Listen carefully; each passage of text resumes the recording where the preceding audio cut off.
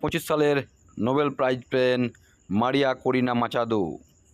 ভেনেজুয়েলার বিরোধী দলনেত্রী এই মাচাদো আমেরিকার ডোনাল্ড ট্রাম্পকে হারিয়ে এই নোবেল প্রাইজ পেলেন। গত কয়েকদিন ধরেই সংবাদ মাধ্যমে বেশ ভাইরাল যে আমেরিকার president Donald Trump Nobel prize পেতে চলেছেন। বিভিন্ন যুদ্ধ থামাচ্ছেন বলে নিজেই ঘোষণা করছেন। আসলে কতটা কী করছেন সেটা তিনি নিজেই জানেন, কিন্তু নোবেল শান্তি প্রাইজ পাওয়ার জন্য তার যে ব্যাকুলতা, তার যে ব্যর্থতা, অবশ্যই এটা ব্যর্থতা, এটা বলাই যায়। এই জন্য তিনি ছলে বলে কৌশলে বিভিন্ন রকম কৌশল বা ফন্দি আঁটেন। বিভিন্ন দেশে যুদ্ধ থামিয়েছেন বলে নিজে থেকে আগ বাড়িয়ে যে মন্তব্যগুলো করেছেন সেটা অনেকে ভালোভাবে নেয়নি।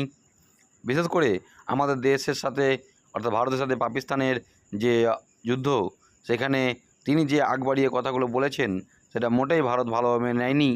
আর এই যে হামবড়া ভাব তাকে পিছনে ফেলে দিল। তার নোবেল প্রাইজ জেতার যে স্বপ্ন সেটা জিরো হয়ে গেল, অর্থাৎ তিনি পারলেন না।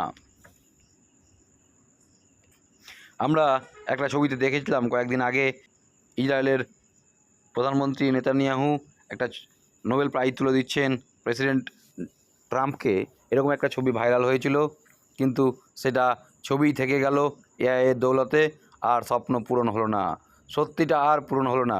অর্থাৎ ডোনাল্ড ট্রাম্প হেরে গেলেন। নোবেল কমিটি ডোনাল্ড ট্রাম্পের গলায় একটা বড় কষিয়ে দিল, এটা আমরা বলতেই পারি।